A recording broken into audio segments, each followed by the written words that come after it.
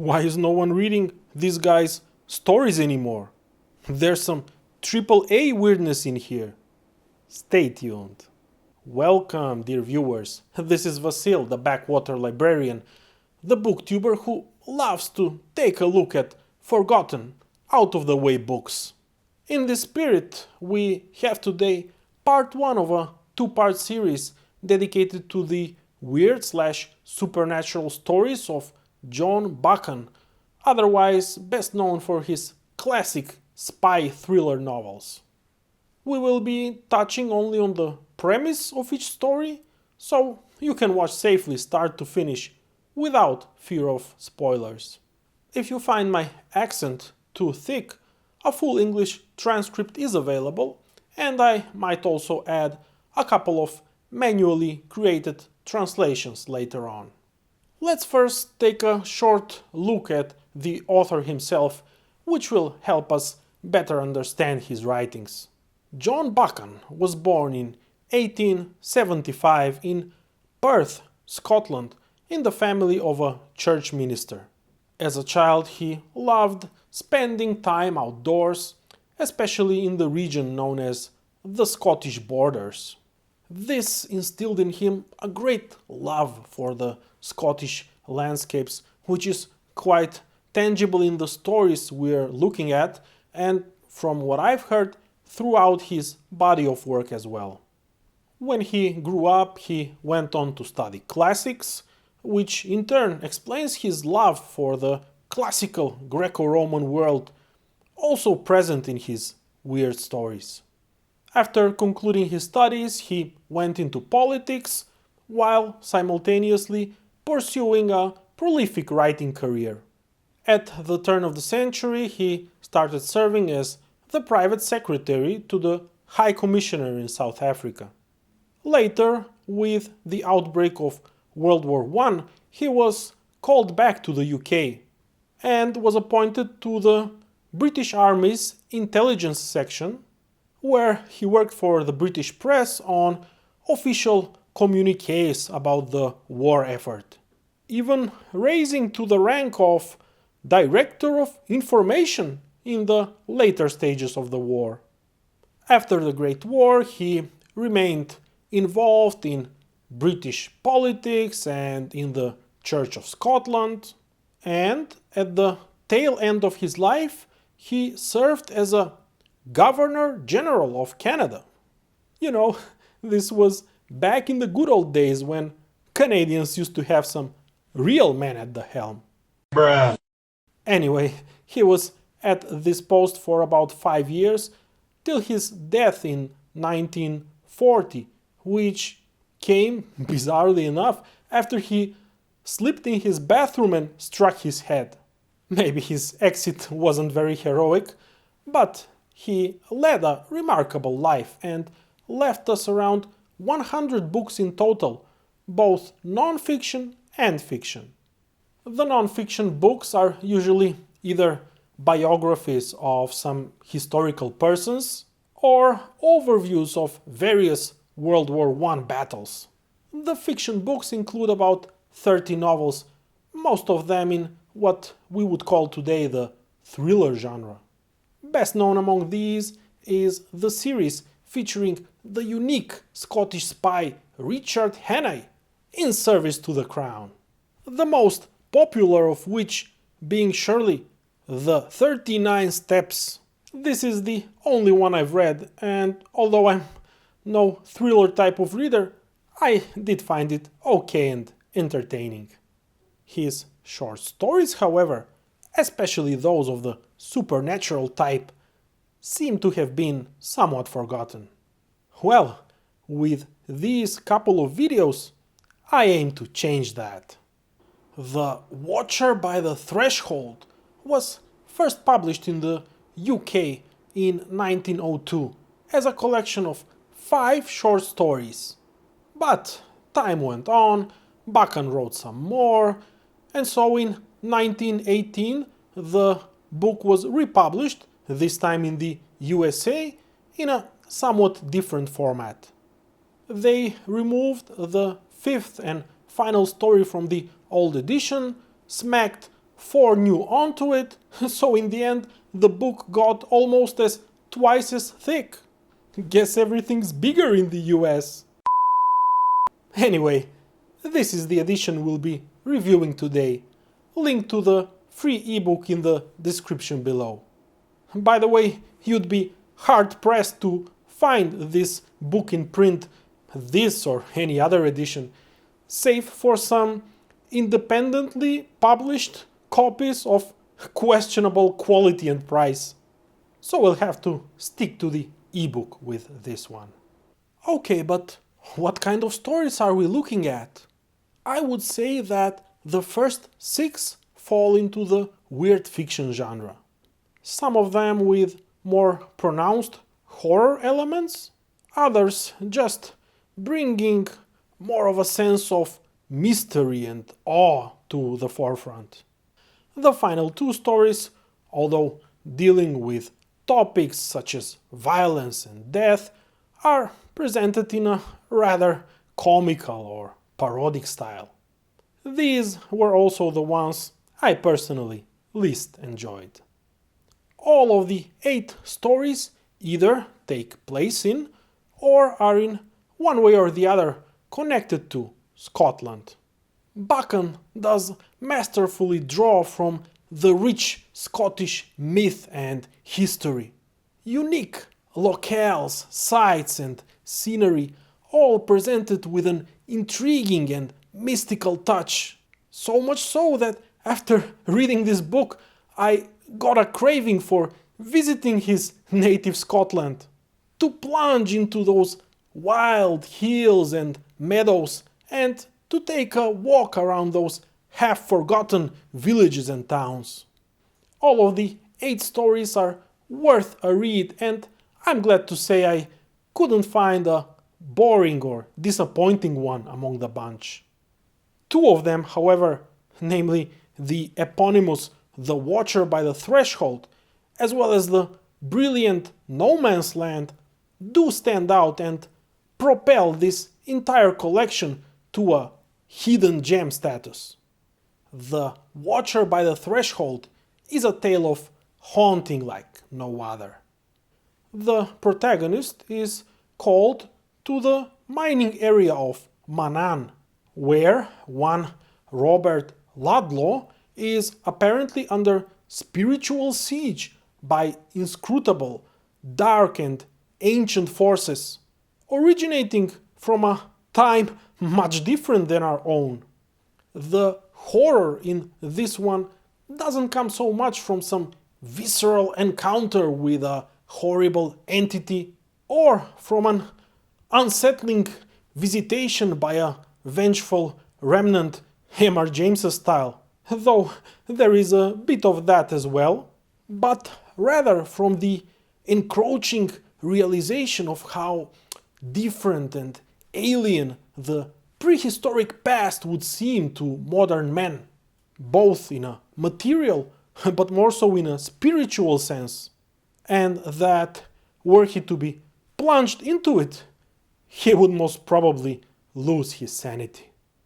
Just to let you get a taste of it, in a harrowing paragraph, the haunted Robert Ludlow exclaims to his interlocutor, "You lawyers understand only the dry framework of the past.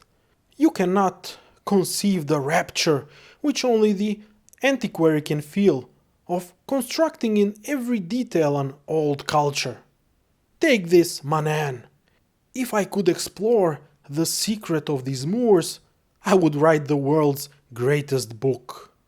I would write of that prehistoric life when man was knit close to nature. I would describe the people who were brothers of the red earth and the red rock and the red streams of the hills. Oh, it would be horrible, but superb, tremendous. It would be more than a piece of history. It would be a new gospel, a new theory of life." Yes, Buchan does get his point across pretty poignantly, and you have to read this story in order to savor the way he slowly puts you into an uncanny and unsettling frame of mind. 5 out of 5 stars. In No Man's Land, we're introduced to a professor of northern antiquities who goes for a hunting/fishing trip in a remote part of Scotland to let off some steam. He does find his peace and quiet in this picturesque and sparsely populated area, alright, but by degrees, disquieting thoughts start brewing in him. Can this wild, mysterious nature be intimidating all of its own? Or do these grim hills have eyes? I won't reveal more of the plot in order not to spoil it for you. I'll just say that this is a mystery tale for the ages. Roman and Scottish history intertwine with semi-mythical local chronicles, heightening the tension to an unexpected reveal and a satisfying conclusion. The rest of the stories, while not achieving a legendary status, are nonetheless quite original and enjoyable, especially this next one. The Far Islands starts with a sort of a medieval chronicle, following the family tree of a certain Scottish clan on the west coast of the country. All of the male descendants have this one thing in common: an insistent, dreamlike vision of a beautiful island somewhere far off in the Atlantic. Some of them perish at sea pursuing the vision, others fall in various battles over the centuries, unable to set sail at all. A song of ice and fire vibes, anyone? Then we're being transported to the beginning of the 20th century, when Colin Raiden, a small boy and the last descendant of that aristocratic line, starts having the same vision. As time passes and he grows up, so does his yearning for the mysterious Western island intensify. However, with World War I in full swing, what will happen with him and his vision? A solid story, deserving of 4 stars. In The Outgoing of the Tide, a local woman, alleged to be a witch, tries to lure her God-fearing daughter and her daughter's hot-tempered boyfriend into the hands of the devil on Beltane Eve. This one is more of a traditional, classic horror story, and I found it okay. Next up, a devoutly Christian Scot magically hears the rhyme of True Thomas, which opens him up to a different worldview and leads him towards a vagrant, pastoral life. A clear allusion on the 13th century poet Thomas the Rhymer, but being no medievalist, I have to admit the context eluded me and somewhat curbed my enjoyment of what is otherwise a pretty good weird story. In Basilissa, an English boy of partially Greek origin has a strange recurring dream of slowly approaching danger. Is he destined to become a modern Perseus, saving an Andromeda of his time? And how exactly will his prophetic dream play out in an early 20th century context? A good story in pace, suspense, and weirdness factor. The final 2 stories, as mentioned previously, feel rather like a dark comedy than anything. They are short and suspenseful enough, though, to still be an interesting read. Divus Johnston is a fictional account of how one Scottish trader got shipwrecked on a South China Sea island and, get this, ended up being adopted as a god by the heathen natives. What? What the fuck? At least we know this one won't be winning an Inclusion and Diversity Award anytime soon. That's crazy! That aside though, it's an okay story at best, and I'm giving it 2.5 stars. And finally, we have The King of Ypres. Set during the World War I back and forth Battle of Ypres, this is a rather comical account of how one left behind Scottish soldier manages to feel the power vacuum in the war-torn city. Also deserving of 2.5 stars. In conclusion, I liked this book a lot and would warmly recommend it to any fan of weird fiction, horror, fantasy, or simply good Edwardian era literature in general. Buchan's suspenseful but poetic writing style, original concepts and scenic Scottish settings should satisfy the most demanding of readers. I wish it could get more exposure in the modern day and be properly republished. Another layer of enjoyment for me personally as a Christian and a bachelor in classics was his overall Christian outlook, though he won't be hitting you over your head with the Bible, don't worry, and his interest in classical antiquity. So my final verdict, solid 4 stars out of 5. That was it for today, guys. Let me know in the comments below. Have you read this collection or some of the stories in it? If so, how did you find them? And if you're new to Buchan, has this video intrigued you enough to pick this book up and read it?